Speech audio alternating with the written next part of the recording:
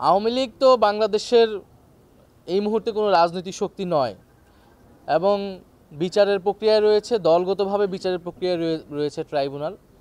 তা আওয়ামী লীগ কোনোদিনই নির্বাচনে বিশ্বাস করে নাই, গণতন্ত্রে বিশ্বাস করে নাই। সেটা সেই শেখ মুজিবের আমল থেকে শেখ হাসিনা পর্যন্ত তারা বারবার গণতন্ত্রকে হত্যা করেছে, বাকশাল কায়েমের মধ্যে হত্যা করেছে।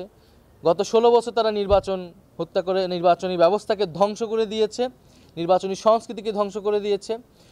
ফলে বাংলাদেশের প্রতিষ্ঠান ধ্বংস করা, গণতন্ত্র ধ্বংস করা, হত্যা করে, এটা আওয়ামী লীগের সবসময় কাজ। আওয়ামী লীগ নির্বাচনে বিশ্বাস কোনোদিনই করে নাই। ফলে আওয়ামী লীগ কোনো গণতান্ত্রিক দল নয়।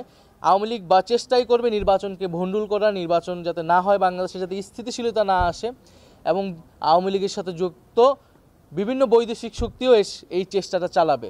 ফলে সেই জায়গায় বাংলাদেশের জনগণকে, বাংলাদেশের রাজনৈতিক শক্তিগুলোকে, যারা ফ্যাসিবাদ বিরোধী আন্দোলন করেছে, তাদেরকে ঐক্যবদ্ধ থাকতে হবে। আমাদের নানা মতভেদ থাকবে, মত ভিন্নতা থাকবে, নিজেদের মধ্যে তর্ক বিতর্ক থাকবে, দ্বন্দ্ব থাকবে, কিন্তু বাংলাদেশের প্রশ্নে স্বাধীনতা, সার্বভৌমত্ব এবং ফ্যাসিবাদের প্রশ্নে আমরা ঐক্যবদ্ধ আছি। আমরা যে কোনো প্রকার ছাড় দিতে প্রস্তুত আছি, কারণ আমরা মনে করি যে আওয়ামী লীগের বিচার এবং আওয়ামী লীগকে সম্পূর্ণভাবে পরাজিত করেই আমাদেরকে সামনের দিকে এগোতে হবে। কারণ আমরা মনে করি আওয়ামী লীগকে রাজনৈতিকভাবে পরাজিত করা সম্ভব হয়েছে, কিন্তু আওয়ামী লীগ বা ফ্যাসিবাদ এখনও নানাভাবে আমাদের সমাজে, আমাদের রাজনীতিতে রয়ে গেছে।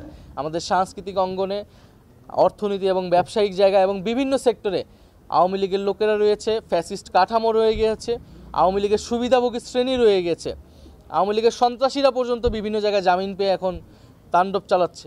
ফলে সেই বিষয়গুলো কিন্তু আমাদের দীর্ঘমেয়াদী লড়াইয়ের মধ্য দিয়েই এই পুরো ফ্যাসিবাদী আওয়ামী লীগকে, বাংলাদেশকে সম্পূর্ণভাবে পরাজিত করতে।